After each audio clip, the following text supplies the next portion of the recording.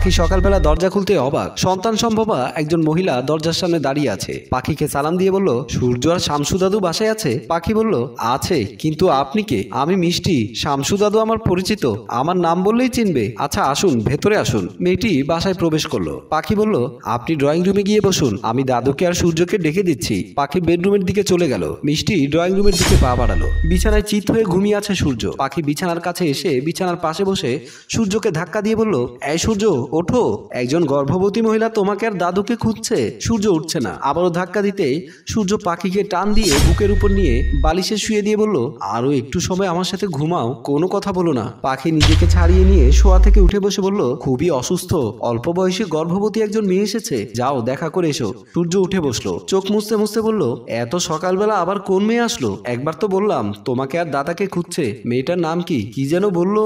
ও মনে পড়েছে, মিষ্টি। মিষ্টি? এ আবার কে? এই নামে কাউকে তো চিনি বলে মনে হয় না। কথা না বাড়িয়ে দেখে আসলেই তো পারো। আচ্ছা বলে বিছানা থেকে নেমে রুম থেকে বের হয়ে গেল। সূর্য ড্রয়িং রুমে ঢুকে মিষ্টির সামনে আসতে সূর্য চমকে উঠলো। মনে হলো সে যেন আকাশ থেকে পড়লো। মিষ্টি সোফা থেকে উঠে দাঁড়িয়ে বলল, কি আমাকে চিনতে পেরেছো? অবশ্যই পেরেছি। আমার আইফোন ৮০,০০০ টাকা নিয়ে পালিয়েছিলে, আর দাদার কি কি নিয়েছিলে তা তো দাদা আজও স্বীকার পায়নি। আজকে তোকে পেয়েছি। মিষ্টি মুচকি হেসে বলল, আমিও তো এতদিন পর তোমাদের টানে তোমাদের কাছে এসেছি। সূর্য একটু রাগান্বিত হয়ে বলল, আবার কোন ধান্দা করতে এসেছিস? এবার আর পার পাবি না, তোকে এবার পুলিশে দেবো। মিষ্টি মুচকি হেসে বলল, যে মেয়েটা দরজা খুলে দিল সে মেয়েটাকে? সূর্য বলল, আমার স্ত্রী। মিষ্টি বলল, এখন বলো কি করবে? পুলিশে ধরিয়ে দেবে? আর আমি কি করব জানো? সূর্য বলল, তুমি আবার কি করবে? মিষ্টি বলল, তোমার বউকে সব বলে দেব। সূর্য কিছুটা ভয় পেয়ে আমতা আমতা করে বলল, কি কি কি বলে দেবে? আমার এই পেটের বাচ্চার বাবা তুমি? সূর্য যেন আকাশ থেকে পড়লো। কি বলবে কি করবে কিছুই মাথায় আসছে না। দাদা দাদা বলে ডাকতে ডাকতে ড্রয়িং রুম থেকে দাদার বেডরুমের দিকে চলে গেল। মিষ্টি মুচকি হেসে আবারও সোফায় বসে পড়লো। শামসুদ্দিন নিজের রুমে বসে টিভি দেখছিল। সূর্য দৌড়ে এসে দাদার পাশে বসে হাঁপাতে হাঁপাতে বলল, দাদা সাড়ে সর্বনাশ হয়ে গেছে। কি হয়েছে নাতি? বউয়ের হাতে কি মার খেয়েছিস নাকি? সূর্য কপালে ঘাম মুছতে মুছতে বলল, মায়ের খাওয়ার কাছাকাছি অবস্থান করছি। বুঝলাম না, কোত্থেকে দৌড়ে এসে হাঁপাতে হাঁপাতে বলছিস সাড়ে সর্বনাশ হয়েছে? এখন দয়া করে একটু ঝেড়ে কেসে বলতো কি হয়েছে? দাঁতে দাঁত চেপে সূর্য বলল, দাদা মিষ্টি এসেছে। কোন মিষ্টি? দাদার কানের কাছে মুখটা নিয়ে সূর্য ফিসফাস করে কি যেন বলতেই সাথে সাথেই শামসুদ্দিন চমকে উঠে ভয়ে আমতা আমতা করে বলল, এই আপদ কি পথ ভুলে আসলো নাকি স্বইচ্ছে আসলো? দাদা আগে চলো কথা বলে দেখি কোন ইচ্ছে আসলো। না না, আমি যাব না, তুই গিয়ে সামলা। আমার বউয়ের মার খাওয়ার ইচ্ছে না থাকলে চলো দুজন মিলেই সামলায়। আচ্ছা ঠিক আছে চল বলে দাদা নাতি রুম থেকে বের হয়ে গেল। ড্রয়িং রুমে ঢুকতে দেখলো মিষ্টির সাথে সোফায় বসে পাখি গল্প করছে আর চা খাচ্ছে। দাদা নাতির কলিজা শুকিয়ে কাঠ হয়ে গেল। পাখি বলল, দাদা বসুন, আপুটাকে চা নাস্তা দিয়েছি, আপনাদের চা দেবো? সূর্য বলল, দাও চা দাও। আচ্ছা আমি চা নিয়ে আসছি, তোমরা বসো বলেই ড্রয়িং রুম থেকে বের হয়ে গেল। দাদার নাতি সোফায় বসলো। শামসুদ্দিন বলল, তুমি আবার এসেছো কেন? লুটপাট যা করার তা তো করেছো। মিষ্টি হেসে বলল, আপনারা যদি মনে করেন লুটপাট করেছি তাহলে আমি বলবো আপনাদের লুটপাট হওয়া জিনিসটা ফেরত দিতে এসেছি। সূর্য বলল, সত্যি ফেরত দিতে এসেছো? মিষ্টি পেট দেখিয়ে বলল, এই যে আপনাদের দুজনের বাচ্চা, ওকে ফেরত দিতে এসেছি। এবার তো দুজনের অবস্থা আরো বেশি খারাপ হয়ে গেল। দাদা নাতির দিকে তাকিয়ে বলল, এই মেয়ে কি বলছে সূর্য? সূর্য উত্তেজিত হয়ে বলল, নাটক করতে এসেছিস? এই মুহূর্তে তুই এই বাসা থেকে বের হয়ে যাবি। মিষ্টি বলল, আস্তে আস্তে কথা বলুন, উত্তেজিত হয়ে কথা বললে তো আপনার স্ত্রী শুনে ফেলবে, তখন তো আপনাদেরই অসুবিধা হবে। শামসুদ্দিন বলল, তোমার মাথা কি এলোমেলো হয়ে গেছে? ৮-৯ মাস পর কোত্থেকে এসে বলছো আমরা তোমার পেটের বাচ্চার বাপ? সূর্য বলল, দাদা তুমি বলো দুজনে কিভাবে একটা সন্তানের বাবা হয়? মিষ্টি বলল, কিভাবে হয় তা আপনারাই ভালো জানেন। সূর্য বলল, আমরা ভালো জানি মানে? মিষ্টি বলল, মানেটা খুঁজে দেখুন। সেদিনের কথা মনে থাকলে তো মানে খুঁজতে হয় না। মনে আছে সেদিনের কথা? ২ মাস মোবাইলে প্রেম করার পর আজ মিষ্টিকে বাসায় নিয়ে এসেছে সূর্য। দরজা খুলে বাসার ভেতরে প্রবেশ করলো।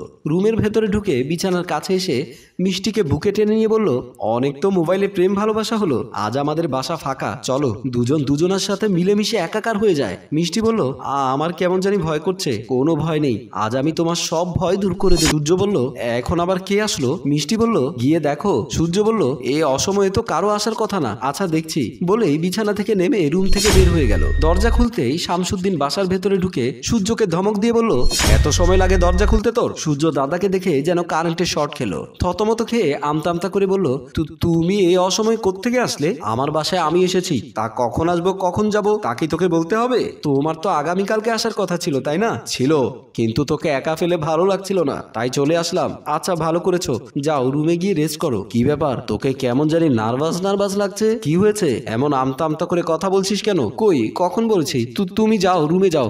আমাকে রুমে পাঠানোর জন্য এত ব্যস্ত হয়েছিস কেন? ঘটনা কি? কোনো ঘটনা নেই, তুমি এত দূর থেকে এসেছো তো তাই তোমাকে রেস্ট নিতে বলছি। চল তোর সাথে 2 দান দাবা খেলি। না দাদা, এখন দাবা খেলবো না, তুমি রুমে যাও, আমি তোর সাথে দাবা খেলবই বলেই সূর্যের রুমের দিকে চলে গেল। সূর্য ভয়ে দাদা দাদা বলতে বলতে শামসুদ্দিনের পিছু নিল। শামসুদ্দিন সূর্যের রুমে ঢুকতেই দেখলো পরীর মতো এক সুন্দরী মেয়ে বিছানার উপর বসে আছে। শামসুদ্দিনের ভাটা যৌবনে যেন জোয়ার আসলো। বিছানার কাছে এসে কামনার চোখে তাকিয়ে বলল, তুমি কে? সূর্য দৌড়ে এসে বলল, দাদা, ওর নাম মিষ্টি, তুমি এখন রুমে যাও। শামসুদ্দিন বলল, তাই তো বলি, কেন আমাকে দেখে এমন করছিস? যাই হোক, তাকে মধুপান করা কি শেষ হয়েছে নাকি আমি স্টার্ট করব? দাদা, এমন করো না, তুমি রুমে যাও। তা কিন্তু হবে না, টাকা দিয়ে যখন এনেছিস তখন প্রয়োজনে আমিও টাকা দেব। বিছানার পাশে বসে মিষ্টিকে বলল, এই মেয়ে, কত টাকা লাগবে বলো? দাদা, তুমি আর নিজেকে পরিবর্তন করতে পারলে না। কি করে নিজেকে পরিবর্তন করি? তুই আর আমি একসাথে কত কলগাল বাসায় নিয়ে এসেছি, এনজয় করেছি, আর আজ তুই আমাকে ছাড়া আমোদ ফুর্তি করবি আর আমি চেয়ে চেয়ে দেখবো?